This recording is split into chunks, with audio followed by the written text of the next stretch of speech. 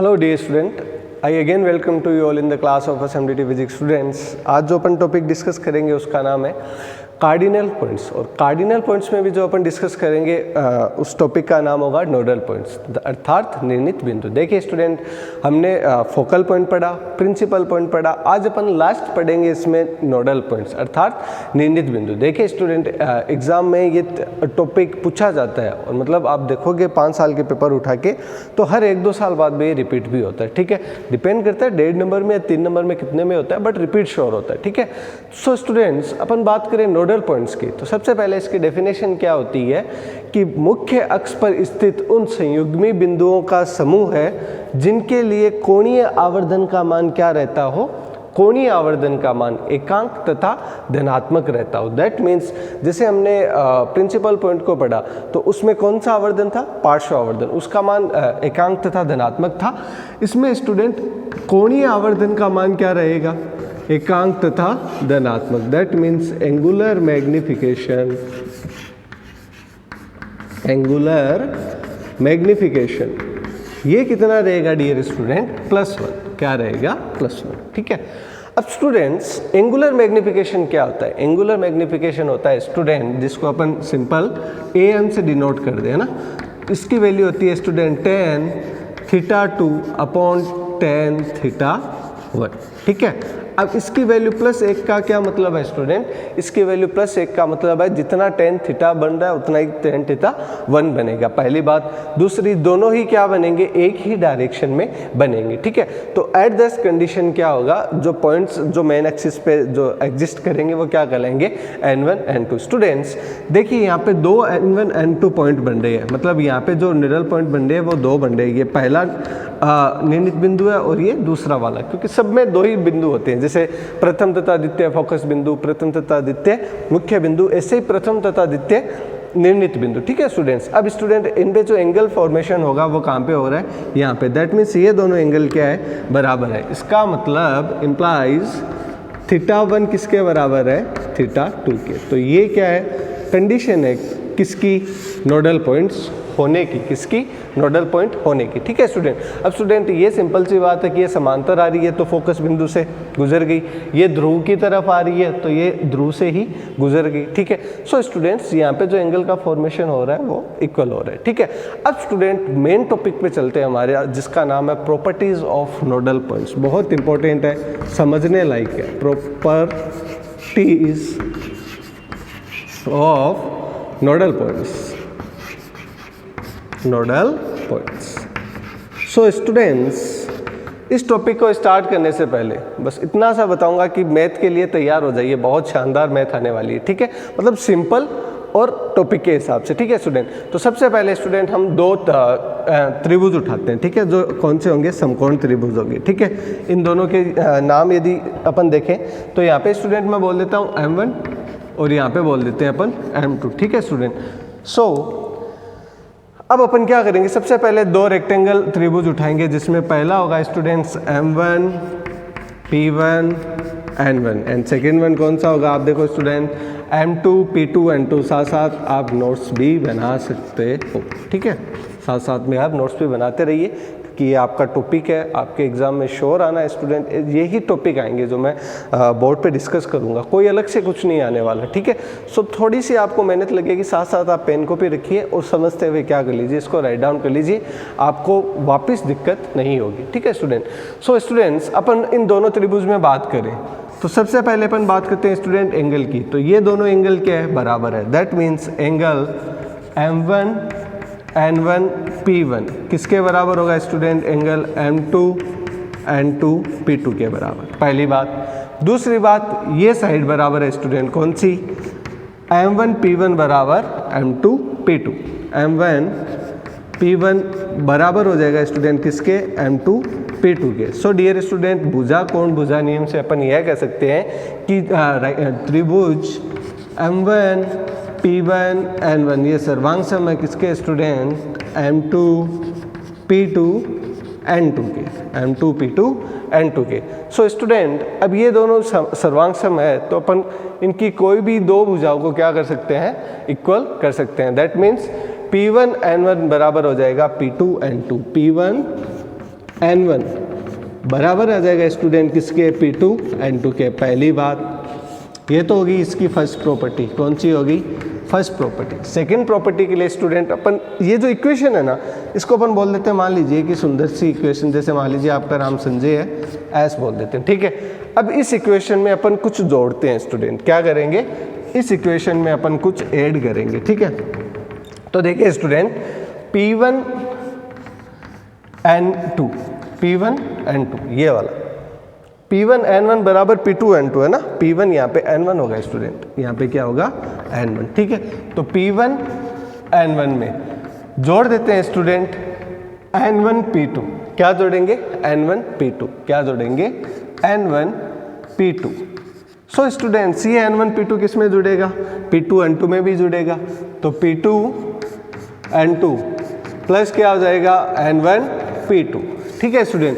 अब देखिए स्टूडेंट, जोड़ने से एक बढ़िया बात होगी, क्या होगी कि देखिए P1 N1 plus N1 P2, that means ये मिलके क्या बन गया स्टूडेंट, ये बन गया P1 P2, क्या बन गया, P1 P2, ठीक है। P1 P2 बराबर किसके आ जाएगा student, N1 P2 plus P2 N2 मतलब N1 N2, मतलब N1 N2, ये देखिए है ना। तो इसका मतलब कि दोनों संयुग्मी बिंदु क्या हो गए, आपस में बराबर हो गए, ठीक है। P1 P2 बराबर क्या हो गए, N1 N2, ये हो गई इसकी सेकंड प्रॉपर्टी। क्या होगी इसकी सेकंड प्रॉपर्टी, देखिए कितना इजी है कि नहीं। उसके बाद अब अपन निकालते हैं इसकी थर्ड प्रॉपर्टी। थर्ड प्रॉपर्टी की निकालने के लिए अपन को वापस दो क्या करने पड़ेंगे, त्रिभुज को कंसिडर करना पड़ेगा। बट स्टूडेंट इस बार जो अपन रेक्टेंगल जो लेंगे वो कौन सा लेंगे स्टूडेंट, वो लेंगे स्टूडेंट अपन त्रिभुज AF1 N1।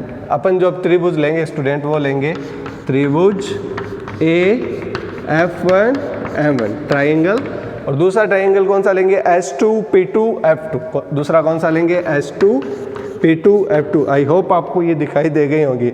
एक तो ये वाला स्टूडेंट बड़ा वाला ये, और दूसरा बड़ा वाला ये, ठीक है स्टूडेंट। अब इसमें अपन क्या करेंगे स्टूडेंट, सबसे पहले तो दो एंगल बराबर करेंगे। सो स्टूडेंट पहला एंगल कौन सा बराबर हो जाएगा, एंगल N1 F1 बराबर हो जाएगा किसके, H2 F2 और किसके स्टूडेंट, P2 के, H2 F2 P2 के। एक एंगल बराबर हो गए ये दोनों, एक यहाँ पे जो बन रहा है और दूसरा यहाँ, सॉरी ये यहाँ पे नहीं बनेगा, यहाँ पे बनेगा, कहाँ पर, यहाँ पे, ठीक है। और भुजा ये A1 F1 किसके बराबर आ जाएगी, H2 P2 के। तो दो भुजाएं बराबर होगी, मतलब AF1 बराबर आ जाएगा किसके, H2 P2 के। दैट मीन्स ये भी क्या हो जाएंगे, सर्वांग सम। अब यदि ये सर्वांग सम है दोनों त्रिभुज, मैं लिख देता हूँ त्रिभुज AF1 N1 सर्वांग सम किसके, H2 P2 F2 के, ठीक है स्टूडेंट।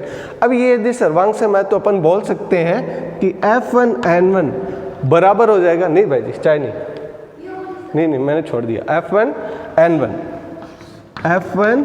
N1 बराबर क्या हो जाएगा स्टूडेंट, यहाँ पे हो जाएगा P2 F2 के। किसके बराबर हो जाएगा, P2 F2 के। अब डियर स्टूडेंट आप ध्यान से देखो, F1 N1 को अपन क्या लिख सकते हैं, ये वाली, डियर स्टूडेंट ये वाली दूरी, इसको अपन this plus this, that means F1 P1 plus P1 N1 लिख सकते हैं। इसको अपन लिख सकते हैं F1 P1 plus P1 N1, क्या लिख सकते हैं अपन, P1 N1, ठीक है स्टूडेंट।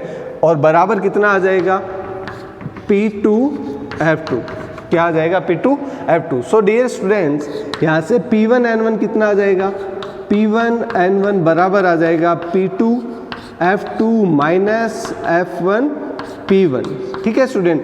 P2 F2 क्या है स्टूडेंट, देखो प्रीवियस वीडियो में देखा था हमने, P2 F2 है फोकस दूरी, कौन सी, सेकेंड फोकस दूरी है ना।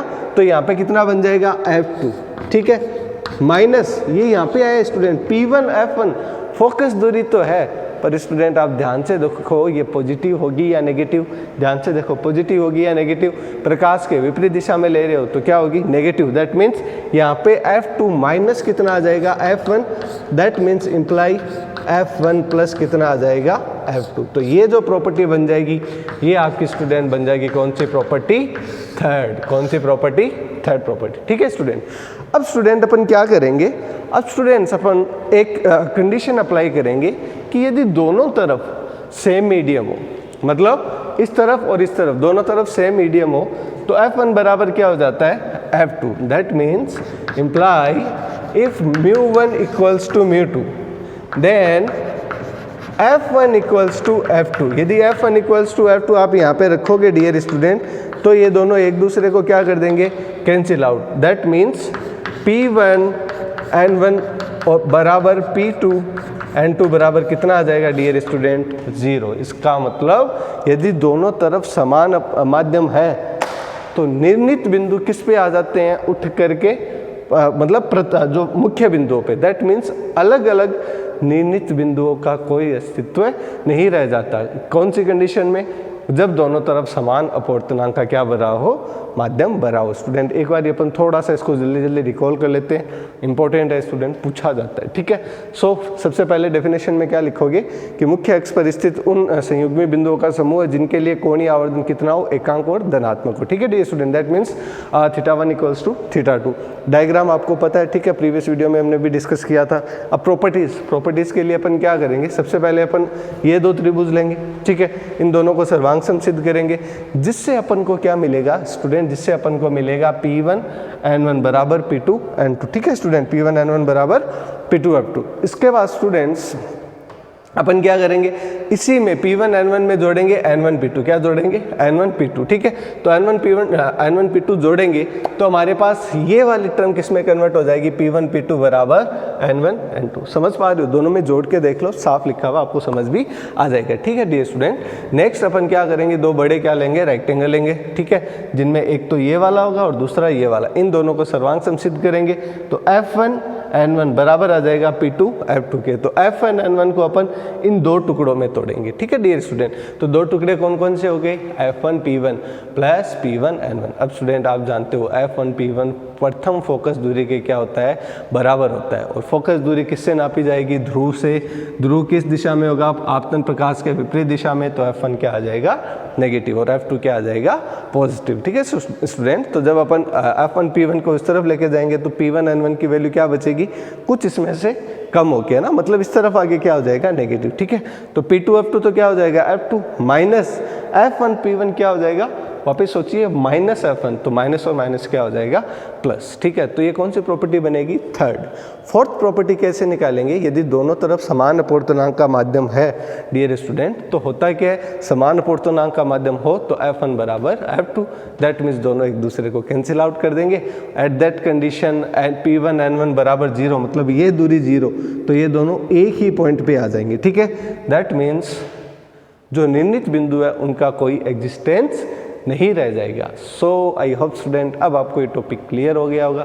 फिर भी स्टूडेंट आपको कुछ भी डाउट रह जाता है तो आप स्टूडेंट आप बेझिझक मेरे को मैसेज करके, या आप जो SMDT का ग्रुप बना हुआ है उसमें आप मेरे को मैसेज करके पूछ सकते हो। तो आज के लिए बस इतना है स्टूडेंट, मिलते हैं नेक्स्ट वीडियो में, तब तक के लिए आप अपना ख्याल रखिए, बाय बाय।